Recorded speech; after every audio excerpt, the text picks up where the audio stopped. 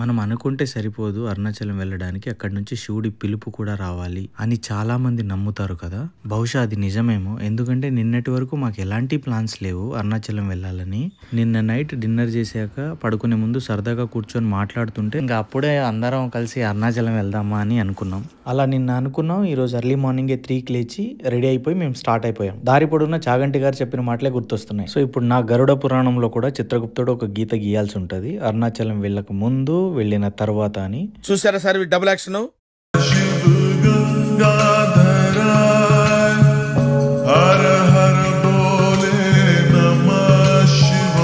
Breakfast ఎక్కడ తిందామని ఆలోచిస్తుంటే వేడివేడిగా వడలేస్తూ ఈ హోటల్ కనిపించింది.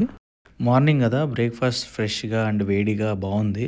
ఐటమ్స్ ఫ్రెష్గా ఉండేసరికి అన్ని ఐటమ్లు అయితే టేస్ట్ చేసాం. సరే, కార్ అయితే ఎలాగో స్లో డౌన్ అయింది కదా అని పనిలో పనిగా డీజిల్ కూడా కొట్టించుకున్నాం. ఎందుకంటే నార్మల్గా స్లో అవ్వదు కారు, చూసారుగా ఇంతకుముందు స్పీడ్. సేమ్ డే రిటర్న్ వచ్చేయాలి కాబట్టి డీజిల్ ఫుల్ ట్యాంక్ కొట్టించాం. అరుణాచలంలో కోరికలు కోరుకుంటే నిజంగా నెరవేరుతాయని అంటారు. మర్చిపోకుండా ఒక పేపర్లో అన్ని రాసుకున్నా. సో మేమందరం ఫస్ట్ టైం విజిట్ చేస్తున్నాం అరుణాచలం. ఎవ్వరికి ఏ డీటెయిల్స్ తెలియవు. ఈ వీడియోలో అన్ని ఎక్స్ప్లెయిన్ చేస్తా ఏమైనా ఇబ్బందులు ఉంటే. కొద్ది దూరం జర్నీ చేసిన తర్వాత ఈ డ్రైవింగ్ బాధ్యతల్ని మేమిద్దరం తీసుకున్నాం. త్రూ అవుట్ జర్నీ అయితే చాలా సూపర్గా ఉండింది. జర్నీ మొత్తం డ్రెజ్లింగ్ అవుతూనే ఉంది. సో వెదర్ ఎక్సలెంట్ ఉండే. తమిళనాడులోకి ఎంటర్ అయిన తర్వాత తమిళ్ తంబిగళ రొంబ 2 వీలర్స్ రోడ్డు మీద వరాంగ ఇదికప్పురం ఉన్న జర్నీ స్లో ఆయిచ్చు. బాగుందా నా తమిళ్? 2 అవర్స్ కంటిన్యూస్లీ జర్నీ చేసిన తర్వాత ఒక చోట కాఫీ కోసమని ఆగాము. కాఫీ తాగిన తర్వాత మాలో ఉత్సాహం డబుల్ అయింది. మిర్రర్ కనిపిస్తే చాలు మా అందమైన మొహాలు చూసుకుంటూ మురిసిపోతున్నాం.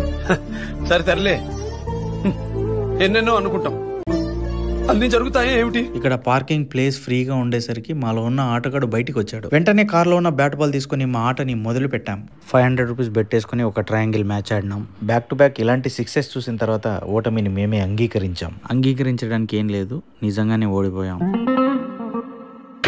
యాక్చువల్గా బ్యాచిలర్స్తో ట్రిప్స్ బాగుంటాయి అనుకుంటాం, కానీ ఫ్యామిలీతో ఇలా వస్తే ఓ మ్యాన్ ఆ షాట్ చూసారా, ఫ్యామిలీస్తో ఇలా సడన్ ట్రిప్స్ ఇంకా బాగుంటాయి.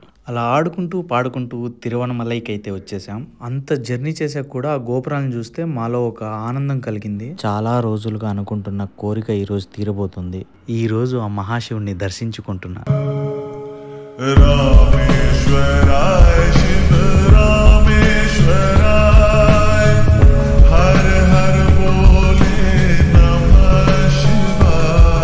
శివుడి దర్శనం అంత ఈజీ కాదు అంటారు. అది టెంపుల్ మేనేజ్మెంట్ ఫెయిల్యూర్ రూపంలో వస్తుందని ఎక్స్పెక్ట్ చేయలేదు. సదుపాయాలంటే బేసిక్ వాటర్ కానీ వాష్రూమ్ కానీ, ఇక్కడ ఈ మినిమం సదుపాయాలు కూడా ఉండవు.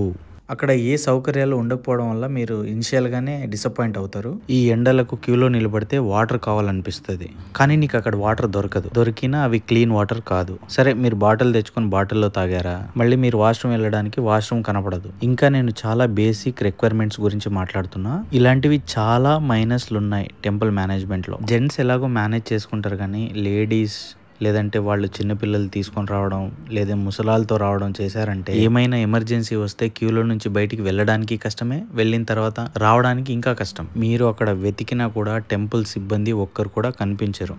లిటరలీ 6 అవర్స్ ఇదంతా ఫేస్ చేసిన తర్వాత నాకు ఫైనలీ దర్శనం అయితే జరిగింది. I'm so happy for that. ఇంతసేపు క్యూలో ఉండి ఏం తినకుండా దర్శనం చేసుకుని బయటకు వచ్చి చూస్తే ఇక్కడ పెయిడ్ ప్రసాదం ఒక్క కౌంటర్ ఓపెన్ చేసి ఉంచారు. పాపం ఆకలికి తట్టుకోలేక ప్రసాదం కోసం అందరూ ఇక్కడ ఫైట్ చేశారు. చాలా చోట్ల దేవుడి పేరు తెలియకుండానే దండం పెట్టుకుని బయటకు వచ్చా. బికాజ్ అక్కడ నేమ్ ప్లేట్స్ అన్ని తమిళ్లోనే ఉన్నాయి, తెలుగులో ఇంగ్లీష్ లో లేవు. ఇవన్నీ ఫేస్ చేసినా కూడా నాకు ఈ రోజు శివుడి దర్శనం అయిందనే ఆనందం. చాలా దగ్గర నుంచి చూసా కదా, ఇంకా బయటకు వస్తున్నప్పుడు ఆ క్యూలో ఉండే వాళ్ళని చూస్తే చాలా అంటే చాలా బాధేసింది. వాళ్ళు ఎప్పటి నుంచి ఉన్నారో పాపం క్యూలో, తాగడానికి వాటర్ కూడా లేదు. నా దర్శనం అయిపోయింది అనే సంతోషంలో నేను బయటకు వచ్చేసా. గిరి ప్రదక్షిణ అయితే ఇంకా మేము కార్లోనే కంప్లీట్ చేసాం. కంప్లీట్ అయ్యేసరికి ఆల్మోస్ట్ చీకటి అయిపోయింది.